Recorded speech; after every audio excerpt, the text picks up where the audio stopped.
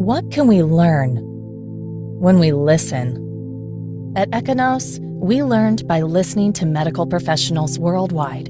I can't get the resolution I need from a handheld. High-end ultrasound is too expensive. Can't we get something smarter for ultrasound? That's why we created something completely new. Meet Cosmos by Econos.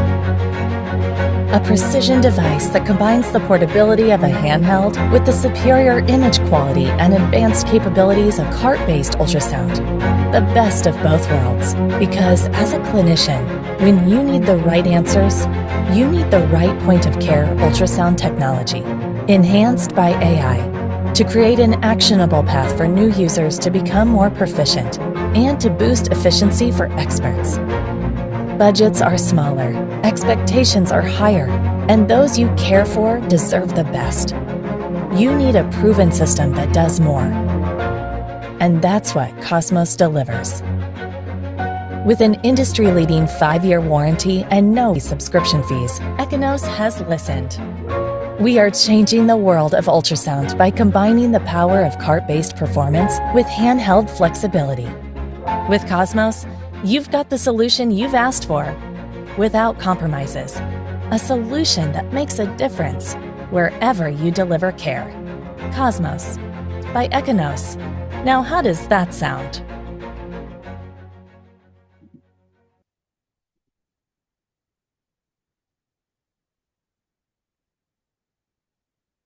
Hola a todos y bienvenidos. Mi nombre es Abel Torreyes Fortuny, soy cardiólogo clínico en el Hospital Universitario Germans Trias y Pujol de Badalona, Barcelona, España, y voy a ser el moderador de este webinar patrocinado por Econos y titulado De la tolerancia a la respuesta a fluidos, POCUS y daño orgánico por congestión. Hoy vamos a abordar un tema que nos apasiona y que, como ya hemos anticipado en el título, va a tratar la diferencia entre respuesta y tolerancia a fluidos, así como de forma extensa la consecuencia de esta mala tolerancia a los fluidos, que en muchas ocasiones es la congestión.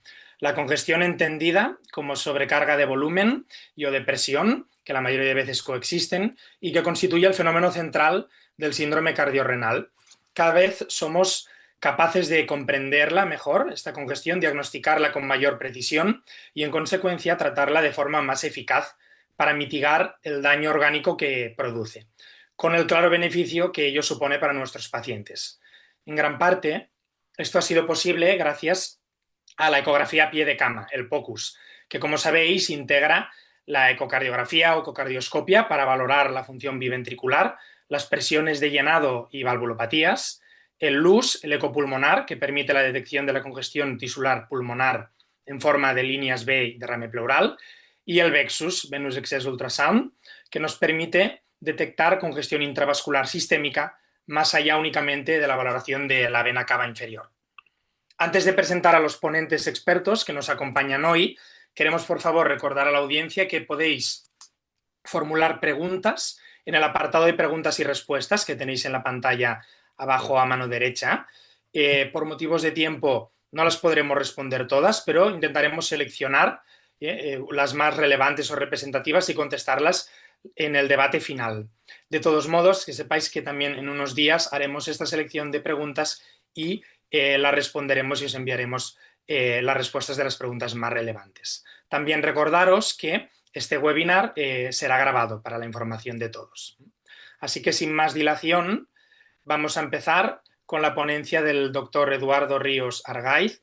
Él es especialista en medicina interna y nefrología en el Instituto Nacional de Ciencias Médicas y Nutrición Salvador Zubirán, en Ciudad de México, en México, y nos va a hablar de la evaluación hemodinámica y valoración clínica de la congestión en la práctica clínica diaria. Adelante.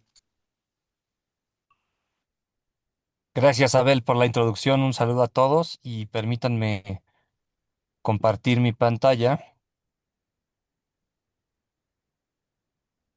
Listo, me parece que ya la pueden ver.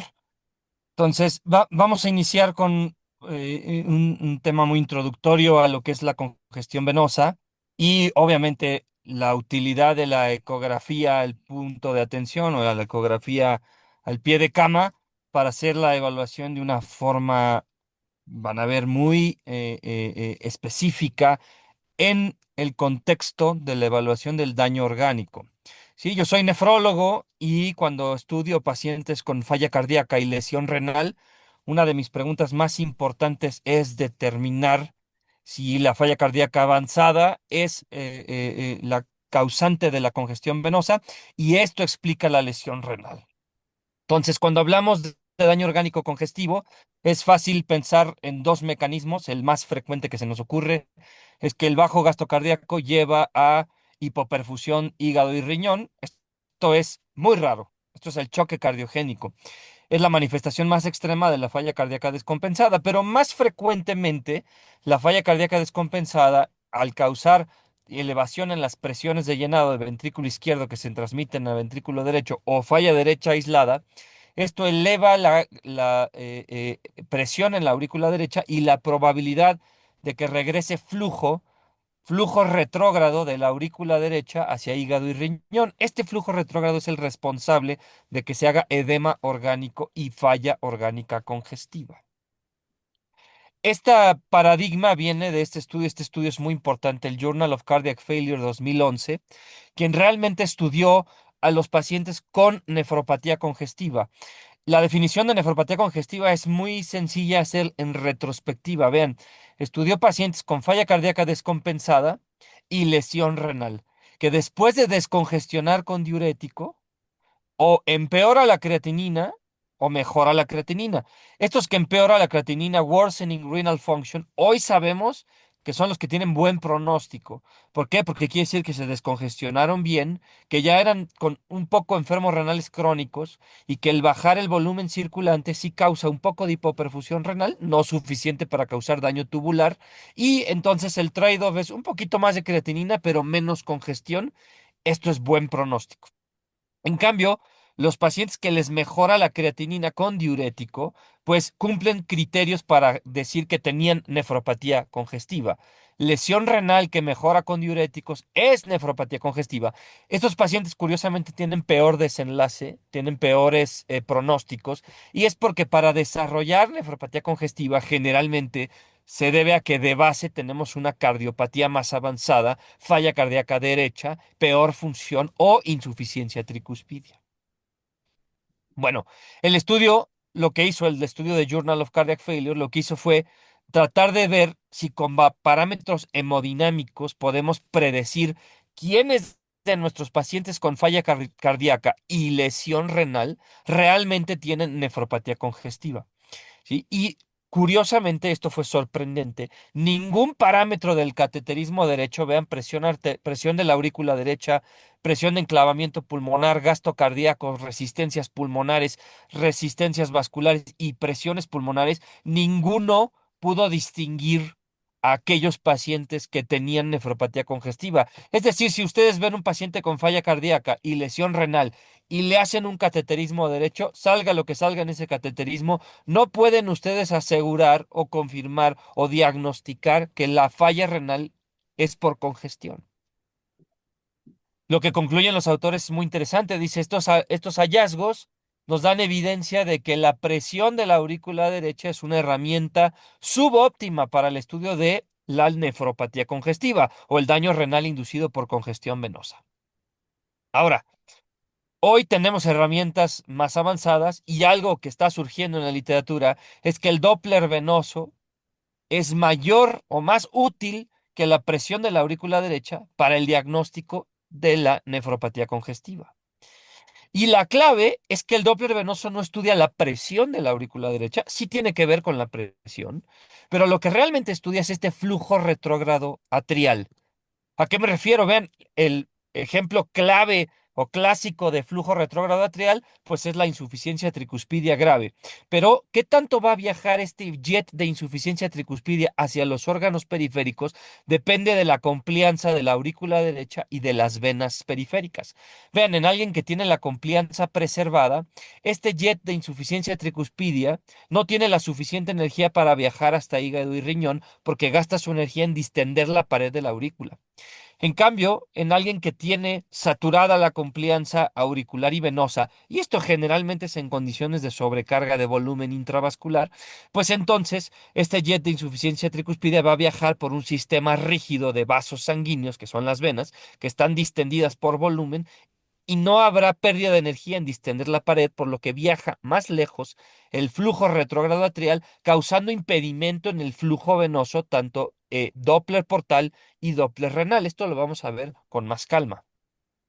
Curiosamente, el estudio de Journal of Cardiac Failure lo que mostró es que si bien el cateterismo derecho no predice nefropatía congestiva, lo que sí predice son todos los datos ecográficos de que puede haber flujo atrial retrógrado. Vean, dilatación ventricular y auricular derecha, insuficiencia tricuspidia y dilatación de la vena cava inferior.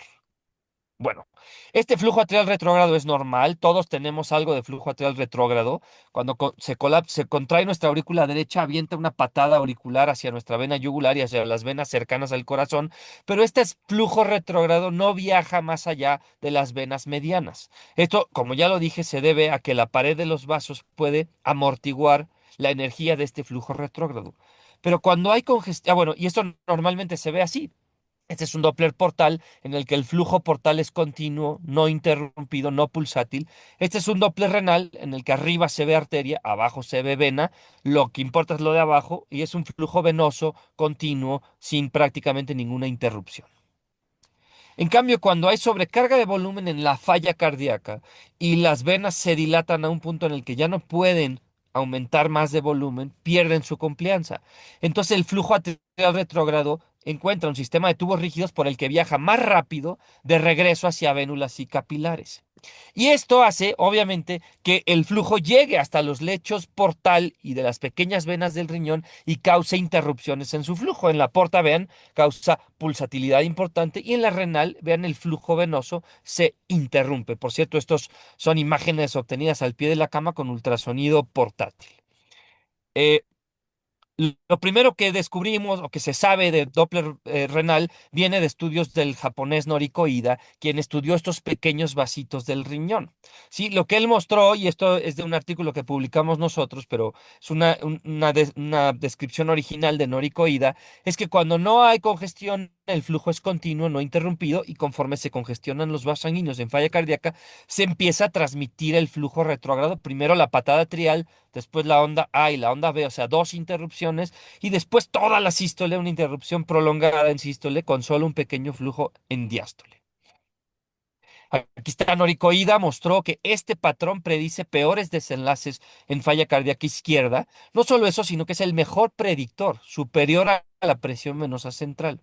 ¿Sí? Y de forma interesante, el grupo de Adeshir Gofrani, que por cierto el primer autor es nefrólogo, Faek Hussein, él mostró que también en falla cardíaca derecha aislada, mientras más interrumpido el Doppler renal, peores desenlaces. Pero este estudio es fantástico, porque como es falla cardíaca derecha en un centro grande de hipertensión pulmonar, todos tienen cateterismo derecho. Y vean, entonces aquí podemos ver la correlación entre el cateterismo derecho y el Doppler venoso. Y vean cómo es mala, ¿eh? Aquí le puse moderada, pero realmente es mala. Un R cuadrada de 0.3. Eso quiere decir que hay pacientes con presión venosa central elevada que tienen Doppler normal o pacientes con la misma presión venosa central elevada que tienen un Doppler francamente alterado. Y lo que muestra este artículo claramente es que no importa tanto las variables que obtengas por cateterismo, el principal predictor de desenlaces adversos es el Doppler renal, con este índice de interrupciones en el flujo renal con un hazard ratio de 20.57. Por lo tanto, se genera la siguiente hipótesis. En falla cardíaca, ante una misma presión venosa central elevada, habrá pacientes que todavía tienen su complianza venosa conservada, probablemente no estén sobrecargados de volumen o tienen remodelación de los vasos sanguíneos, y entonces no se transmite este flujo retrógrado hasta hígado-riñón, no causa edema orgánico y no hay falla orgánica.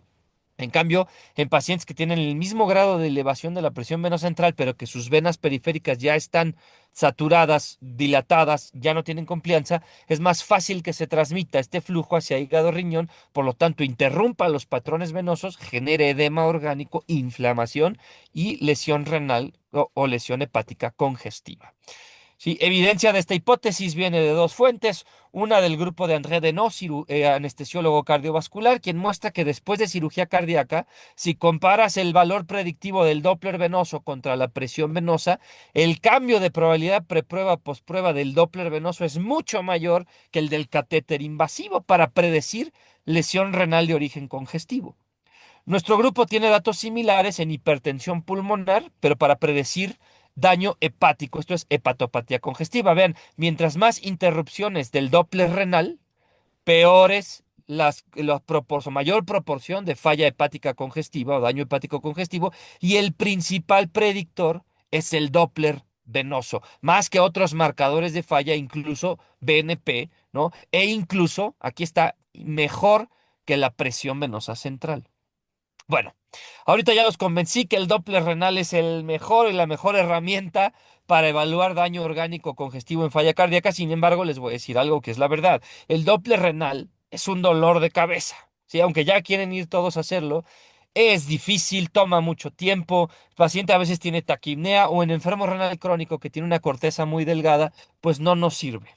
Por lo tanto, nuestro grupo se ha enfocado en una evaluación mucho más sencilla que es el Doppler portal.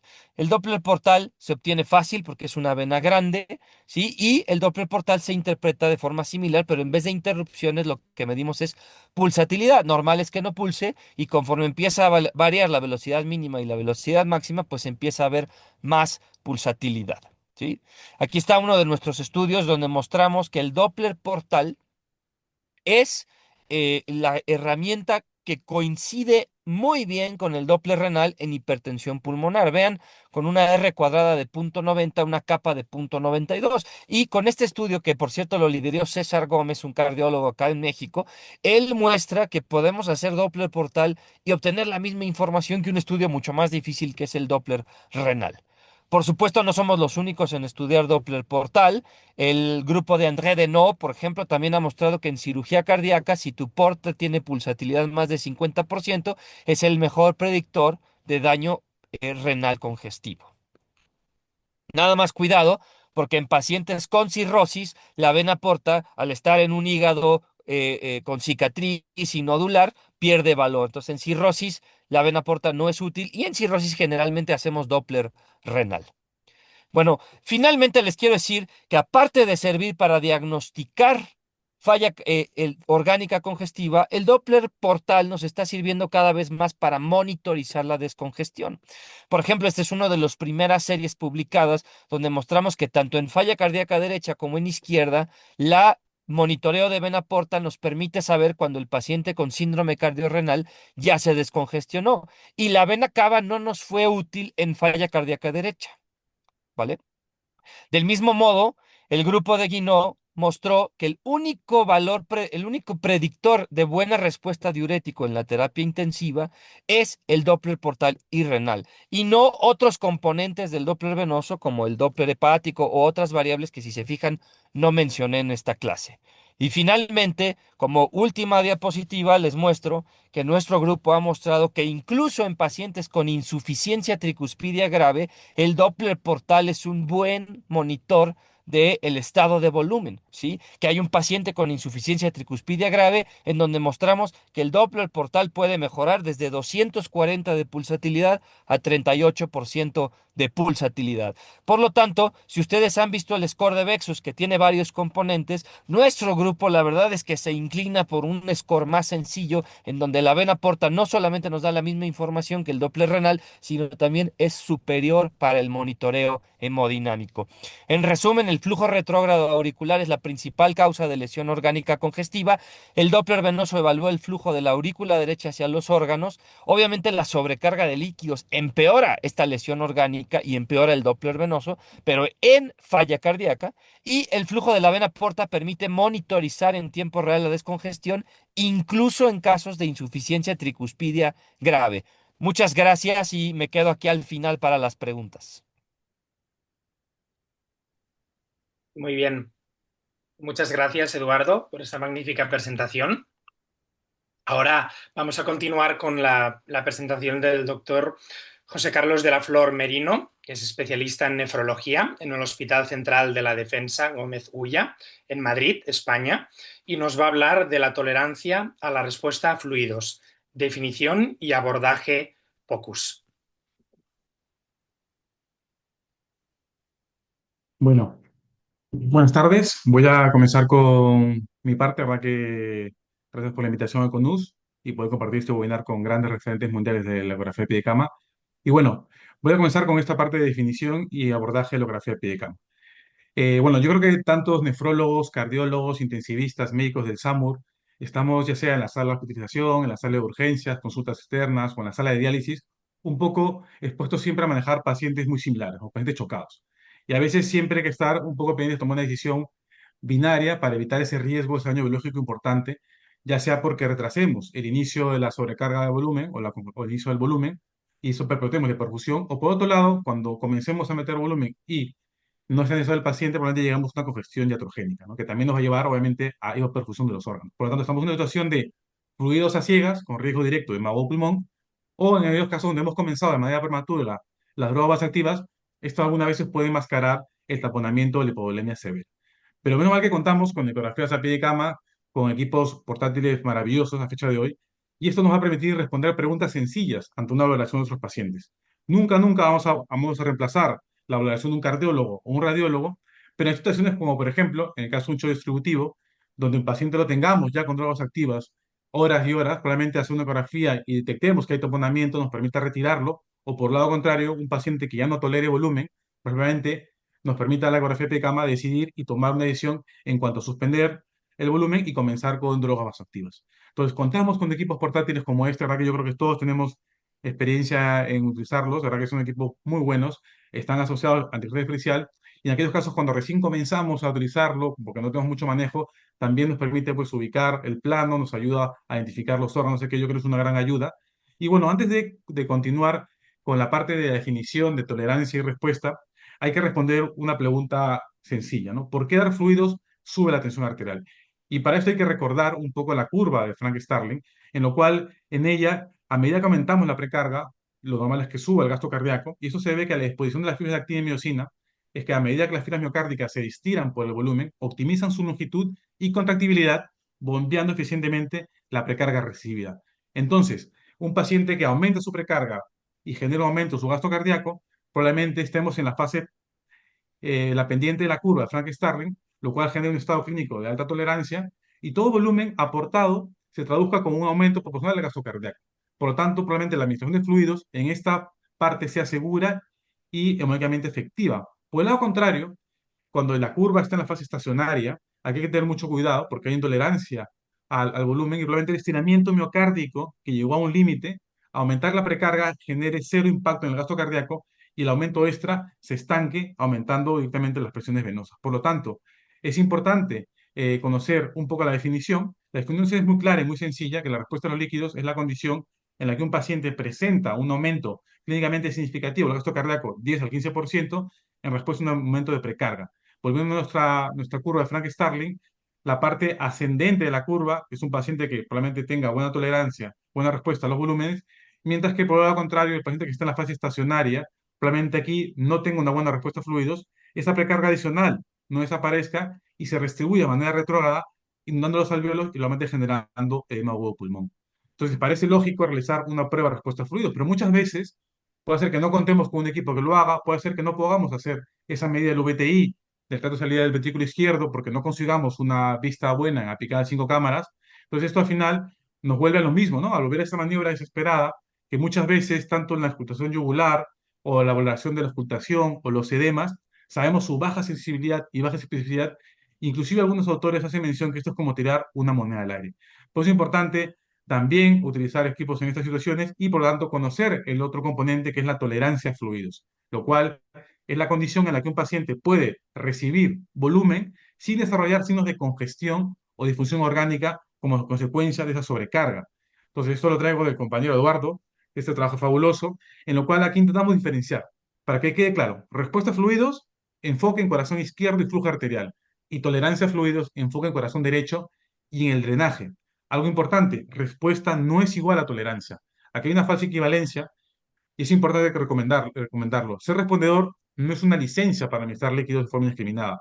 Un paciente puede aumentar su gasto cardíaco y simultáneamente congestionar sus riñones. Entonces, para eso hay una triada ya conocida, ecográfica, para valorar la tolerancia a partir de tres sensores anatómicos, lo cual nos va a permitir triangular esa posición de la curva, es tan importante. Por un lado tenemos la vena cava inferior, vendría a ser el sensor de precarga, la cual estima esa presión de entrada del sistema, o también hay que mirar el corazón a nivel del ventrículo izquierdo, que nos va del molde de la curva, define la pendiente y la capacidad de adaptación del sistema. Y por último tenemos el freno, ¿no? El freno de emergencia, que son las líneas B en la corazón pulmonar, ¿no? Que marca el límite biológico en que el paciente ya no va a tolerar más o volumen. Entonces, comenzando con la parte inicial de la vena cava inferior, aquí ya lo comentó Eduardo claramente, hay dos maneras de medirla, como bien sabemos. Hay que medir el índice de la vena cava, que lo es recomendable en los trabajos en que se menciona que hay que hacerlo entre 4 a 5 centímetros del ósculo de la aurícula derecha, y también hay que medir su contractibilidad mediante una maniobra o mediante la inspiración forzada, lo cual es la manera más exacta de poder medirla y medir su contractibilidad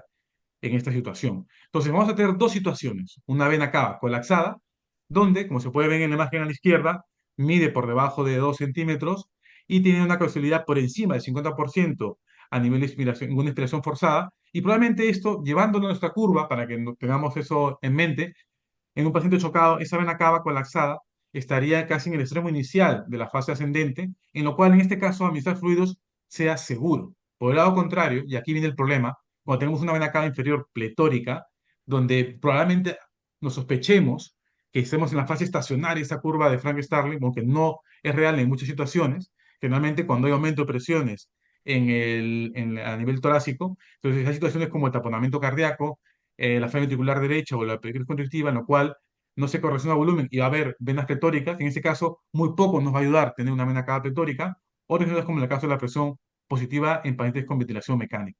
Entonces, resumiendo un poco, ¿no? Tenemos un paciente, como se muestra en esta imagen, una vena cava colapsada, que probablemente nos sitúe en esta situación de la pendiente de la curva, o por otro lado, una vena cava pletórica, como esta otra imagen, en la cual muy poco aporte nos va a dar, muy poca idea nos va a dar de la situación en la que esté. Puede ser estacionario o puede ser que no. Y para completar esta parte es importante, una vena cava pequeña, colapsable, no es similar a hablar de depresión de volumen, y una sola vena cava no va a determinar si el paciente responde cuando hagamos la insunación. Ya hablando con el tema del corazón, muy rápido, con respecto a la función histórica del ventrículo izquierdo, aquí vamos a tener dos situaciones, ¿no? Un corazón que esté sano, e hiperdinámico, como en esta situación, en lo cual tolera infusiones rápidas y masivas de volumen sin congestionarse, o por otro lado, tengamos un corazón un poco más deprimido, con una pendiente chata o baja, en lo cual hay una incapacidad para manejar cargas y pequeños aumentos generen presión intracapilar. Entonces, esto, como lo quería comentar en esta gráfica, es muy sencillo. Un ventrículo izquierdo deprimido, una pendiente chata o baja, alto riesgo de edema pulmón, en lo cual hay un umbral entre la hipoperfusión sistémica y el edema pulmonar es minúsculo. El volumen lleva directamente probablemente a la falla respiratoria.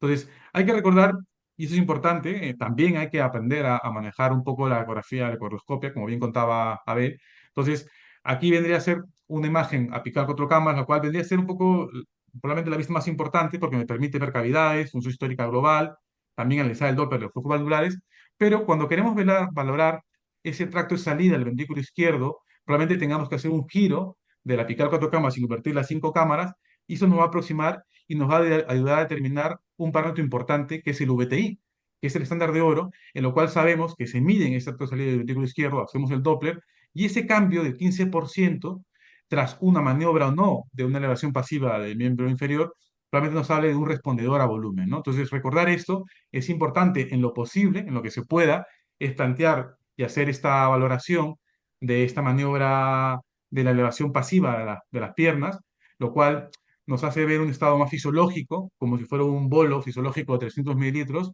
lo cual nos va a permitir, y hay que hacer un VTI basal y luego un VTI después del cambio posicional, y cambios, como comentaba, el 15% nos ayuda a hablar de respondedor al volumen, ¿no? También es importante, en otras situaciones, medir ese eje largo parasternal, que también nos permite mirar cómo está la aorta, la aurícula izquierda, el ventrículo izquierdo. Todo esto son imágenes cogidas con equipos portátiles, como se pueden ver aquí. Otra cosa importante es llevar esa equivalencia, ¿no? Como comentaba un poco también Eduardo.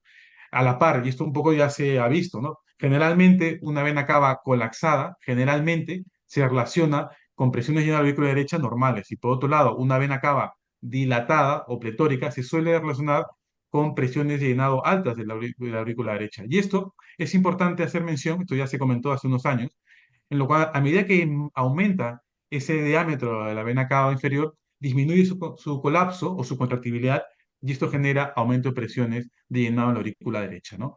Y ya terminando, para la parte del freno de emergencia, que son las líneas B con el pulmón, recordar que lo que nos mide es el índice del agua extravascular.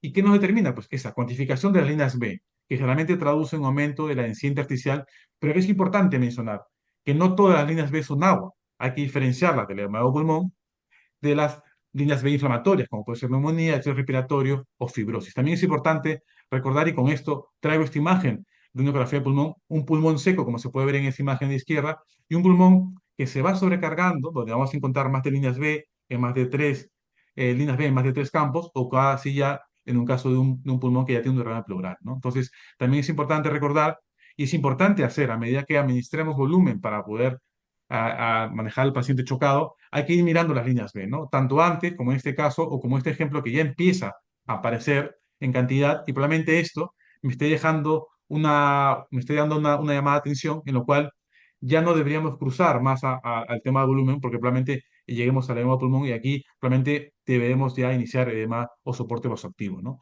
Entonces, también es importante conocer cómo se distribuye la congestión pulmonar. Suele comenzar zonas posteriores, luego anteriores, luego subapicales, y es importante considerarlo para mirar y para valorar nuestros pacientes, ¿no? Y bueno, de todo esto al final, de la tolerancia y la respuesta, basados en congestión, no congestión o anormal, normal, vamos a tener cuatro situaciones. Generalmente las situaciones pueden ser fácilmente. La situación número uno va a ser ese paciente clásico, sensible al volumen y tolerante, que va a ser en la curva Stein-Starling, donde el tramo ascendente y sea adecuado para la reanimación inicial con líquidos. Luego tenemos el lado contrario, donde sea el peor perfil o el peor fenotipo, en el cual esté en la parte plana de la curva de Frank-Starling, donde hay un alto riesgo de daño inducido por líquidos, y probablemente aquí refleja una acumulación durante las fases iniciales de reanimación.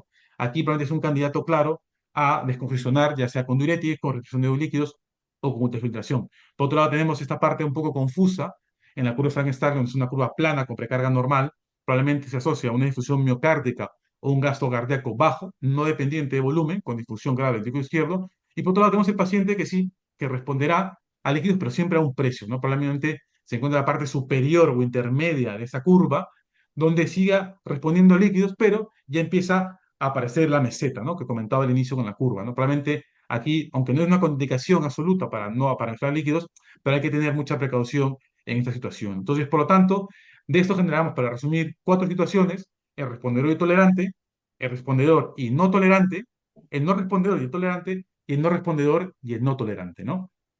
Y ya para terminar, mensajes para llevar a casa. La ecografía de pie de cama es una herramienta clínica, no solo es un generador de imágenes, y esto debe servir para tomar decisiones rápidas, ¿no? Al momento en la cama del paciente. Integra siempre los hallazgos pulmonares, cardíacos y venosos con resultados del laboratorio y la hemodinámica, y hay que diferenciar la respuesta a los líquidos de la tolerancia para evitar tanto, por un lado, hipolemia o por otro lado, la sobrecarga. Hay que detectar siempre afecciones potencialmente mortales en cuestión de segundos junto a la cama del paciente, y importante, hay que reevaluar de manera continua, lo cual esto va a permitir que generemos algún daño a nuestros pacientes en los manejos del shock. Bueno, pues nada, eso es todo lo que les quería comentar y muchas gracias. Muchas gracias. Excelente presentación. Ahora continuamos con la ponencia del doctor Salvador López Gil. Él es especialista en medicina interna y nefrología, jefe de sección de la unidad de hemodiálisis del Departamento de Nefrología del Instituto Nacional de Cardiología Ignacio Chávez en Ciudad de México, y nos va a hablar del fenotipo de congestión al tratamiento, estrategias personalizadas de descongestión. Adelante.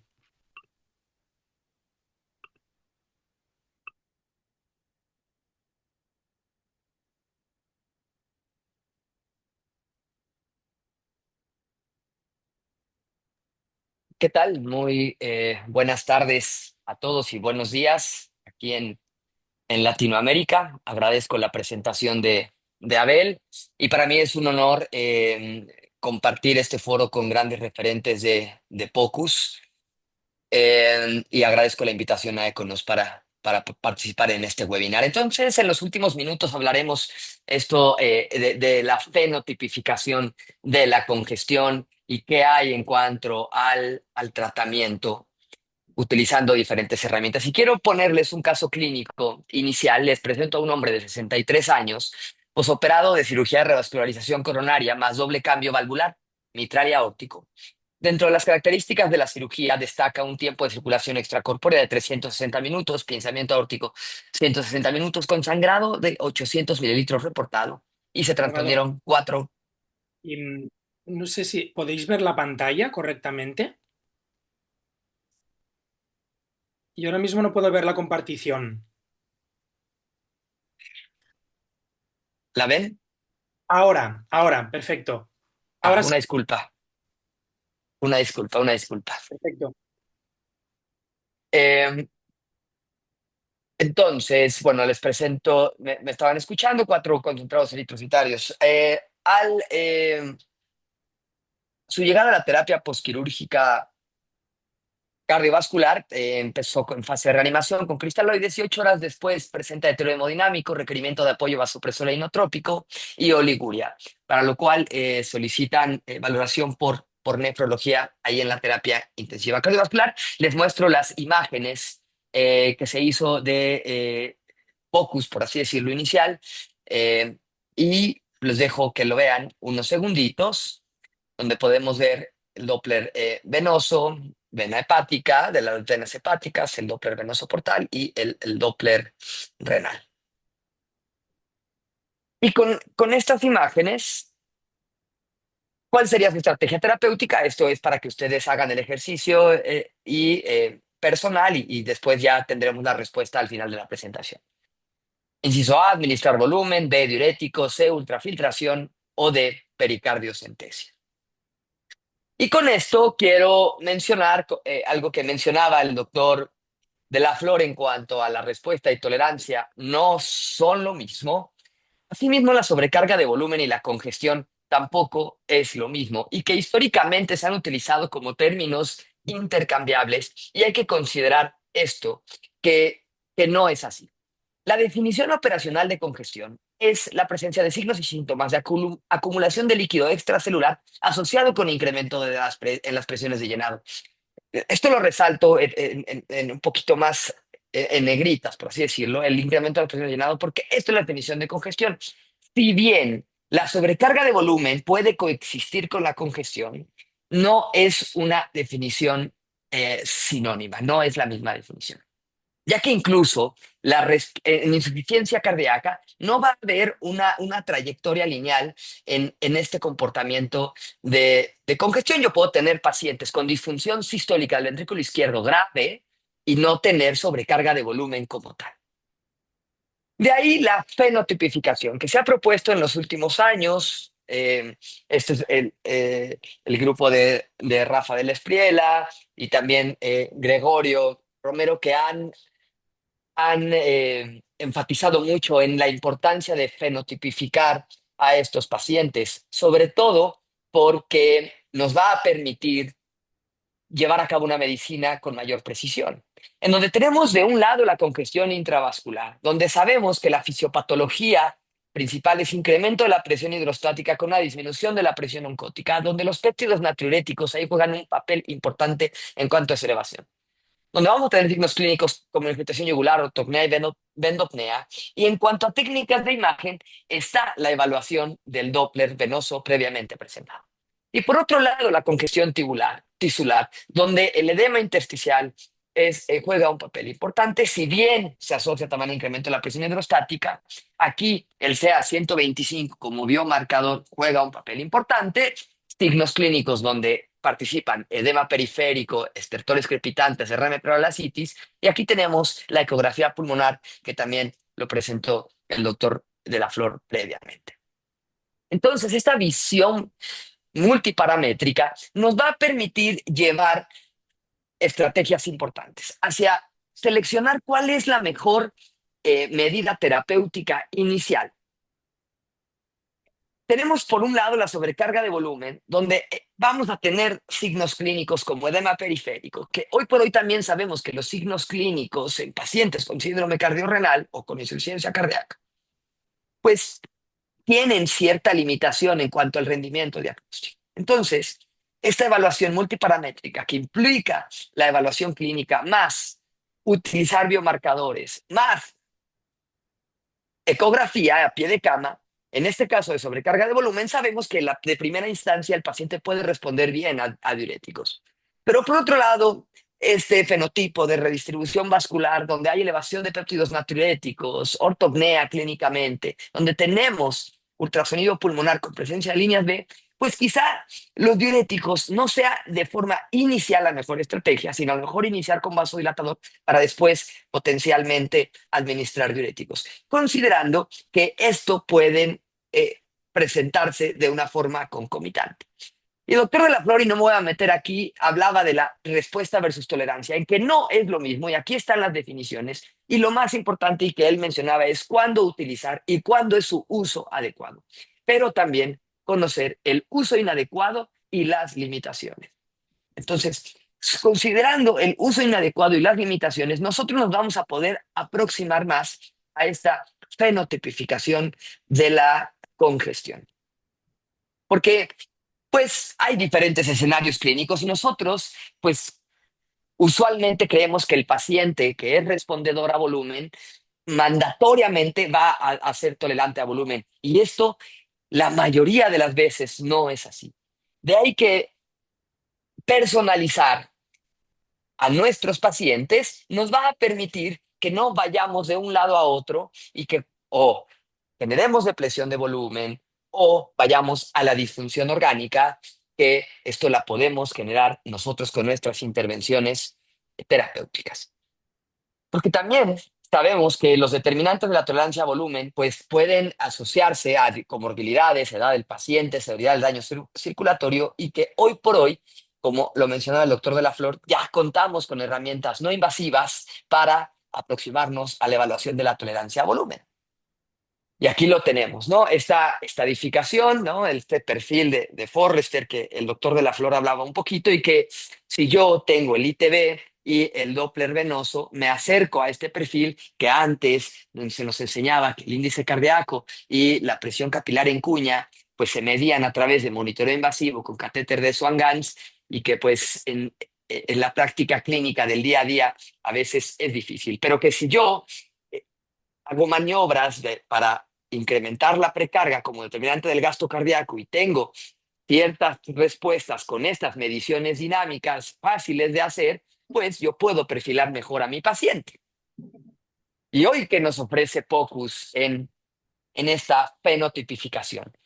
Hoy la evaluación multisistémica con ultrasonido a pie de cama a nivel venoso, congestión venosa, Doppler venoso, a nivel pulmonar, congestión tisular, a nivel cardíaco enfocado con el ITB del tracto de salida del ventrículo izquierdo como una medición del volumen sistólico, la medición de la función diastólica y con esto parámetros de tolerancia a volumen, poder inferir si hay incremento de presiones de llenado del ventrículo izquierdo, contractilidad, etcétera, pues en diferentes contextos clínicos nos va a ser muy útil, en contexto de insuficiencia cardíaca, contexto de síndrome cardiorrenal, en hepatopatía, en pacientes con lesión renal aguda y hepatopatía crónica, e incluso en pacientes con terapia de sustitución de la función renal. Y entonces, si fenotipificamos basado en los mecanismos fisiopatológicos, debemos utilizar todas estas herramientas. Esto ha sido muy enfático porque, y lo mencionaba Lalo al principio, ¿no? Cuando habló de la congestión venosa y que me va a evaluar si existe daño orgánico como tal por insuficiencia cardíaca y si este daño orgánico se traduce en lesión renal, también debemos inferir con esta evaluación multiparamétrica si el paciente tiene o no sobrecarga de volumen, incremento de presiones de llenado, etcétera. Y aquí lo tenemos bastante bien. Si nosotros identificamos hacia congestión extravascular, es decir, sobrecarga de volumen, o una congestión intravascular dada por esta redistribución de flujo o de líquido, dado por esta redistribución del volumen del sistema venoso, ¿sí? Pues aquí tenemos estas herramientas que nos permite separar y estratificar adecuadamente. Y aquí también lo tenemos, ¿no? Lo mencionaba un poco el doctor de la Flor, estos perfiles. Y aquí con la evaluación multiparamétrica, con ultrasonido pulmonar, con ultrasonido cardíaco enfocado o focus y el Doppler venoso, pues podemos tener estos perfiles. Si el perfil A es no tener congestión, el perfil B predominantemente congestión tisular caracterizada por derrame pleural, o el perfil de ser predominio de congestión vascular, con el Doppler venoso que lo podemos tener aquí, o una congestión mixta, donde podemos tener patrón B pulmonar, derrame pleural y además congestión vascular. Y ahí lo tenemos de una forma mucho más clara, este artículo publicado por Gregorio. Y aquí lo tenemos igual. Hoy por hoy, con la estimación de la EE' con ultrasonido cardíaco enfocado y el gasto cardíaco a través del volumen sistólico, sabiendo que si yo al volumen sistólico le multiplico la frecuencia cardíaca, tengo el gasto cardíaco, y si lo indexo al área de superficie corporal, tengo el índice cardíaco. Con herramientas no invasivas, yo perfilo mejor a mis pacientes, y el doctor de la Flor lo demostraba cómo tenemos que determinar el ITB, el diámetro del tracto esferial ventrículo izquierdo, también necesario para estimar el volumen sistólico por focus o ultrasonido cardíaco enfocado, y cómo voy a evaluar las presiones de llenado del ventrículo izquierdo a través del flujograma transmitral con la onda E y onda A, y que hablan del llenado rápido y de la contracción auricular como fases de la diástole, y también con el Doppler tisular, las E' para tener la relación E', que si este punto de corte sube 14, se estima una presión capilar en cuña de 18. Entonces, vean, hablábamos de POCUS, hablábamos de todo lo que nos da estas herramientas, evaluación ultrasonográfica multisistémica, pero tampoco hay que olvidar otros parámetros. Mencionábamos que debe ser una evaluación dinámica y que aquí tenemos que también considerar variables sencillas que tenemos en el día a día, como la presión arterial, la frecuencia cardíaca, el uso de los péptidos natriuréticos y, y todos los demás parámetros que podemos tener con ecografía. Y cómo, teniendo todo esto, y que la congestión sistémica, por ejemplo, pues comparte diferentes, va a estar presente o lo comparten diferentes parámetros que yo puedo ir evaluando, la congestión hemodinámica y la congestión por sobrecarga de volumen. Entonces vean cómo es una evaluación compleja y que no lo podemos tomar de forma aislada en mi evaluación hemodinámica de los pacientes del día a día. Y entonces, ya como para concluir esta parte de la fenotipificación, hoy por hoy la evaluación de todas estas interfaces, ¿no? La contribución o el acoplamiento del ventrículo izquierdo con el sistema arterial, la perfusión tisular, la evaluación venular capilar y el acoplamiento ventrículo arterial, ¿no? Arterial pulmonar, con diferentes parámetros, ITB, gasto cardíaco, presiones de llenado, medir algunos parámetros de función sistólica del ventrículo derecho, etcétera. Vamos a tener una evaluación completa de nuestros pacientes y mayor precisión. El tratamiento. Entonces, hablemos del tratamiento, porque sabemos hoy por hoy que ha sido un reto para los cardiólogos, para los nefrólogos, para incluso los intensivistas y todas las disciplinas afines a pacientes que vemos con insuficiencia cardíaca descompensada, que existen dudas clínicas a valorar la congestión. Sabemos que muchos pacientes no pierden peso, que se asocia a mayor mortalidad, que la congestión residual es un grave problema, que no todos cumplen criterios bioquímicos de egreso hospitalario, y esto ya lleva a que uno de cada 4 pacientes reingresa a los 30 días. De ahí que en los últimos años ha cambiado este paradigma diurético céntrico en el tratamiento de descongestión a más bien este paradigma del GDMP céntrico, ¿no? Este tratamiento médico dirigido, ¿no? En la insuficiencia cardíaca e incluso en el síndrome cardiorrenal para mejorar la descongestión, considerando las vías fisiopatológicas de la congestión, donde sabemos que el sistema nervioso simpático y la actividad del sistema renina-angiotensina aldosterona son piedra angular en la fisiopatología, y que con el diurético de asa, intentando mitigar la congestión intravascular o potencialmente congestión tisular, si así lo hacemos, no impacta en la mortalidad, y que muchas veces esto genera que se perpetúe esta activación paradójica del RAS y del sistema nervioso simpático. A diferencia que si iniciamos el tratamiento médico de forma intrahospitalaria, de forma temprana, que sí se ha asociado a disminución de la mortalidad y el riesgo de hospitalización. ¿Para qué nos sirve? Y aquí ponemos dos ejemplos. Paciente A, un paciente que tiene disnea, ortopnea, tiene edema leve en extremidades inferiores. En ecocardiografía y ultrapulmonar tenemos una fracción de expulsión del 30%, una E' de 20 y una relación EA de 2.4. Tiene el NT-proBNP 9700 y un CA 125 normal. ¿Cuál sería la estrategia de manejo? Potencialmente se beneficiaría primariamente de fármacos que modulen el tono vascular y menos tratamiento diurético agresivo, ¿no? O sea, iniciar vasodilatadores, como lo mencionaba al principio de la presentación.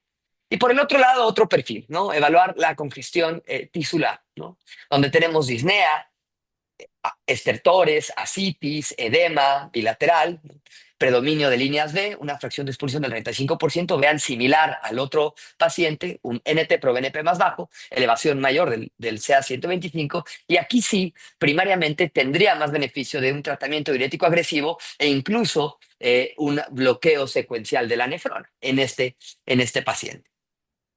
De ahí que hoy sabemos que la descongestión pues debe ajustarse a diferentes parámetros, si el paciente tiene o no lesión renal aguda, si el paciente o no ya tiene tasa de filtrado glomerular baja por enfermedad renal crónica, que las dosis podrían cambiar. Y aquí vamos al inicio, por ejemplo, de inhibidores de SGLT2 temprano, además de si damos diurético o no, porque esto mejora los síntomas, la exploración física y la evaluación ultrasonográfica como se presentó en las ponencias previas. ¿Cómo iniciar el tratamiento médico óptimo? Esto ya va a depender un poquito y por fines de tiempo, no nos podemos extender mucho de acuerdo a la tasa de filtrado glomerular, pero lo que yo quiero es que el paciente esté descongestionado y gracias a el tratamiento diurético y el tratamiento médico óptimo. Y esta es la propuesta del grupo de Rafa de la Espriela, en donde el paciente egresa, ¿cómo podemos tener nuestro seguimiento ambulatorio? Aquí en sí hacer ultrasonido pulmonar, ecografía venosa, la medición de los péptidos y signos clínicos. Vean, todo esto es multiparamétrico. Y que también se ha descrito la evaluación de POCUS en la terapia de sustitución de la función renal, ya sea intermitente o continua, donde podemos ver congestión tisular, presiones de llenado, congestión venosa, etcétera. De ahí que concluyo que la fenotipificación de la congestión es útil para mejorar la precisión de abordaje y estrategias terapéuticas, evaluar de forma concomitante la respuesta y la tolerancia al volumen con las diferentes herramientas de monitoreo no invasivo e invasivo permite optimizar las estrategias de tratamiento, evitar efectos adversos y disfunción orgánica. Debemos conocer las ventajas y desventajas de cada método y la implementación de ese tratamiento médico óptimo dirigido por guías y la descongestión deben ir de la mano. Muchas gracias.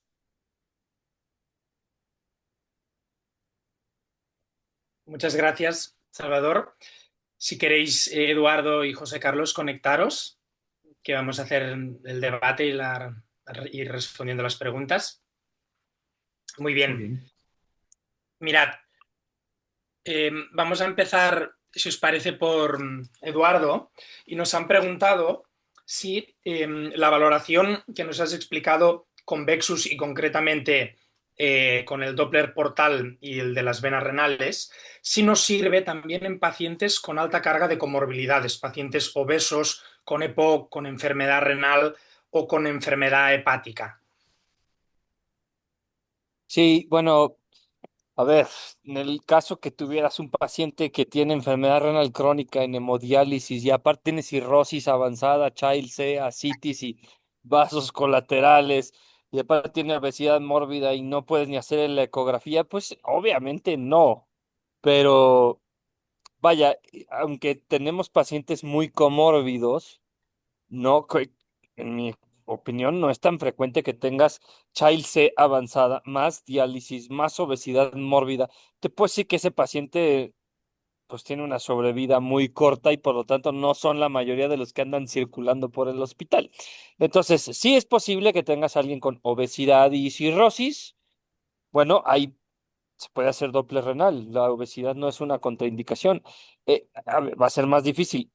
Ahora, obesidad e hígado graso, pero no cirrosis, y eso es clave. No hay hipertensión portal, no hay colaterales, no hay varices esofágicas. La porta funciona fantástica.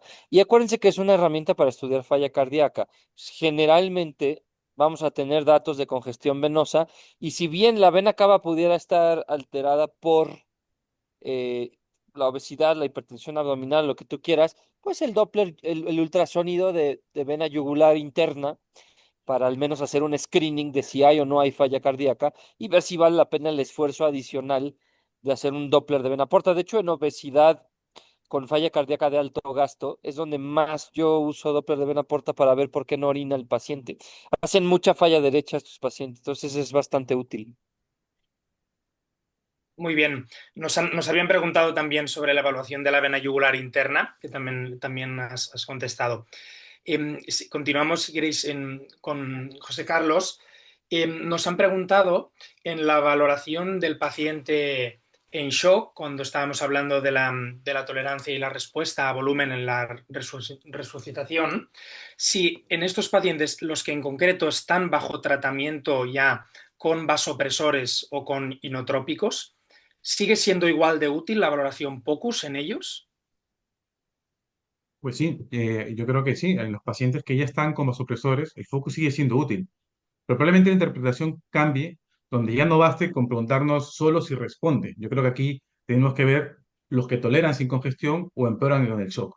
Pero en ese contexto, yo creo que ahí, y también lo hace mención en la pregunta, el ITV del tracto salida ventículo izquierdo no pierde utilidad, pero se debe usarse de manera aislada para predecir fluidos, en este caso conviene integrarlo con otros datos, como puede ser la función ventricular, la vena cava inferior, el pulmón, y es una corrección un poco también lo que comentaba anteriormente Eduardo, ¿no? Que hay que hacer un compendio completo, ¿no? Pero no hay que dejarlo de eso. El foco sigue siendo vital en esas fases cuando el paciente ya está con drogas vasoactivas. Muy bien, perfecto. Y, y continuamos con Salvador. Nos han preguntado, de cara a fenotipar la congestión de forma multiparamétrica, ¿qué congestión es la más deleteria para nuestros pacientes? Y si también en los pacientes que predomina la congestión intravascular se benefician menos de una estrategia menos diurética y más vasodilatadora, a diferencia de en los que predomina la tisular.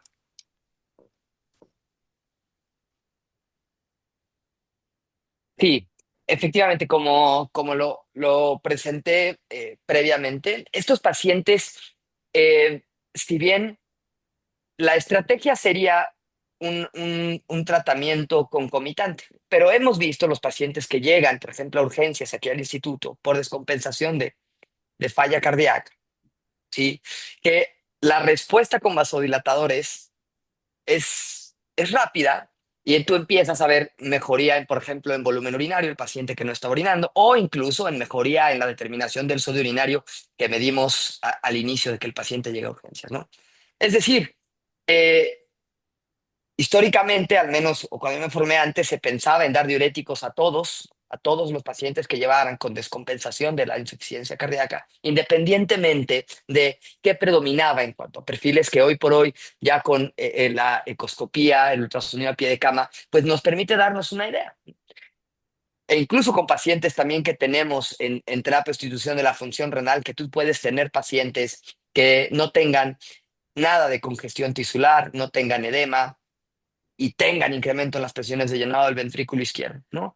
Entonces, y muchas veces esos pacientes o no se ultrafiltran bien o no se da un tratamiento de diurético adecuado. Entonces, nos ayuda a modular esto. Entonces, el paciente, considerando la fisiopatología, que va más hacia modulación del tono vascular, con los vasodilatadores mejorarían de forma inicial con una estrategia de diuréticos no tan agresiva al inicio. Muy bien. Mirad, son ya las 6 aquí en España. Os voy a hacer una última pregunta que, si queréis, podéis responder cualquiera. En pacientes en el escenario concreto de la insuficiencia tricúspide, severa o más que severa, en los que valoramos el Doppler venoso portal, ¿Hasta cuándo consideráis que debemos ser agresivos, me refiero, siendo ya el último parámetro que queda de clara congestión, no nos quedan líneas B, no tiene edemas, únicamente tenemos una porta pulsátil o incluso invertida? ¿Hasta cuándo apretar la descongestión? ¿Hasta qué valor? ¿Queremos menos de 50? ¿Podemos aceptar un poquito más, entre 30 y 50? ¿Hasta cuánto haríais? Si quieren, puedo responder esta porque justo tenemos un estudio publicado en el European Heart Journal sobre descongestión en insuficiencia tricuspidia grave. Les voy a contar un poquito de ese estudio. Nos esforzamos de una manera brutal por descongestionar hasta lo máximo posible. El grado, recuerdo yo, de llamadas a las 2 de la mañana de parte de enfermería del Instituto Nacional de Cardiología diciendo es que ya no le quiero dar diurético a ese paciente porque ¿dónde está el líquido? No veo el líquido. Y eso decíamos, está en las venas, está allá adentro, o sea, no veían edema, ¿no? Y la enfermera preocupada por las altas dosis de diurético que usamos. Entonces, tenemos la experiencia desde descongestionar al paciente con insuficiencia tricuspidia muy edematoso hasta el que ya no se le nota el edema intersticial, pero que todavía tiene congestión intravascular y que seguíamos con altas, muy altas dosis de diurético. Te puedo decir que no es lo mismo, no es una sola enfermedad la insuficiencia tricuspidia, hay muchas causas y los pacientes que tienen insuficiencia tricuspidia secundaria, generalmente secundaria falla cardíaca izquierda con FEBI preservada o FEBI disminuida, pues cuando está la falla cardíaca exacerbada, el ventrículo derecho se dilata, sí, por hipertensión pulmonar del grupo 2, la válvula tricuspidia tiene menor coaptación, pero conforme das diurético, se descongestiona el ventrículo derecho, el anillo tricuspidio regresa, la válvula funciona mejor y se descongestionan completamente una porta normal y una vena cava muy pequeña, ¿ok? No es el caso de la cardiopatía congénita, de la valvulopatía tricuspidia primaria, de la displasia tricuspidia congénita, por ejemplo, de esos hay muchos en cardio, de la anomalía de Epstein, ¿no? De la destrucción valvular por catéter, se destruye la válvula. Hay causas primarias de insuficiencia tricuspidia que son graves, torrenciales incluso, que el ventrículo izquierdo está perfecto, que el anillo tricuspidio nunca va a disminuir, ¿no? El otro que nunca va a disminuir es la hipertensión pulmonar precapilar avanzada, en el que pues ya está con máximo tratamiento vasodilatador y el anillo tricuspidio pues ya no va a regresar a lo normal. Entonces, por más diurético que le des, la insuficiencia tricuspidia va a seguir siendo torrencial. No quiere decir que no sirva la porta, pero sí quiere decir que va a causar cierta pulsatilidad y de ahí la pregunta que hacen muy inteligente. En esos pacientes con insuficiencia tricuspidia torrencial irreversible, que no va a corregir el grado de insuficiencia tricuspidia con diurético, ¿sí? La porta muchas veces no podemos bajarla de 50 a 40%. Entonces, muchas veces en ese momento empieza a tener datos incluso de hipovolemia el paciente, con una porta de 30% que sería anormal de acuerdo al protocolo, ¿no? 35% ya está hipovolémico, BUN elevado, creatinina elevada, hace hipotensión ortostática, se siente mal el paciente. Eh, por lo tanto, en ellos, si la porta está en 50%, a mí no me preocupa. ¿Cuándo empiezo yo a decir, este paciente hay que darle diurético, aunque tenga insuficiencia tricuspidia grave y parece primaria, arriba de 100%? O sea, arriba de 100%, son estas portas que hacen flujo reverso, que si lo piensas bien, flujo reverso quiere decir que se está yendo el flujo de insuficiencia tricuspidia hasta el intestino, ¿no? Porque la porta está yendo al otro lado. Entonces, un jet de insuficiencia tricuspidia que va de la aurícula derecha hasta el intestino, eso es catastrófico y responde muy bien a diurético. Arriba de 100%, generalmente nunca he visto que no tolere diurético. Hasta 50% se puede en el 90% de los pacientes.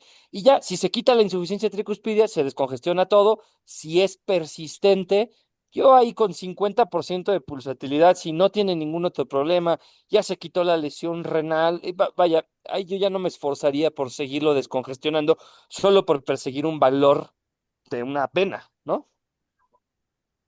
Muy bien, muy bien. Perfecto, pues sí, nos quedamos con este dato. Muchísimas gracias a los tres. Estaríamos, bueno, debatiendo sobre este tema horas y horas, pero tenemos el tiempo limitado. Creo que ha sido muy interesantes las charlas, nos llevamos cosas que podemos aplicar en nuestra práctica clínica el día de mañana, así que ha sido un placer. Bueno, destacar probablemente, ¿no?, la utilidad del ecodoppler portal como parámetro más allá o del Vexus, que nos aporta una información complementaria y quizá más fácil de obtener que el resto de parámetros del mismo, de la diferencia crucial entre que el paciente responda, perdón, a la administración de volumen, pero que el que responda no tiene por qué tolerarlo bien, puede desarrollar congestión pulmonar, puede ponerse en edema agudo de pulmón, hacer fracaso renal congestivo, y sobre todo también la importancia de fenotipar la congestión por compartimentos y por su distribución regional para poder tratarla o con dosis altas de diuréticos o vasodilatadores o de forma combinada. Muchísimas gracias a todos, ha sido un placer. Un placer, saludo a todos Un y además placer. a todos por Saludos a Placer. conectarse. todos. Saludos a todos. Un placer. Gracias. Gracias.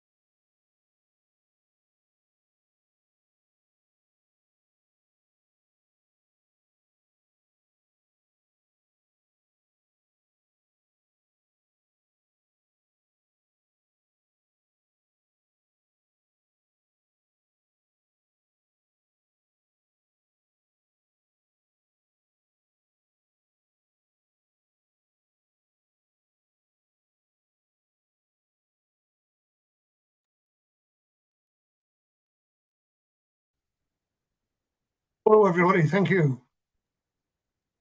Thank you very Hello, much. Thank you for waiting. Thank you very much. Cleared the room out, so we're all back again. Thank you. Thank you. Thank you. Thank So, you. I think everybody's still on. Yes, we are here. Good, good. So, my grateful thanks. Thank you very much indeed for your contributions. I think it ran very smoothly. Thank you, Dr. Torrales, for your chairing, Pleasure. and for everybody for keeping to such good time. Yeah, I think it went great. Timing was perfect. Even time for some questions. I was Yeah, able to answer some questions by typing, so that was also good. excellent. Maybe throwing questions in I think they like that. Instead of listening to a lecture or just some this might be available online.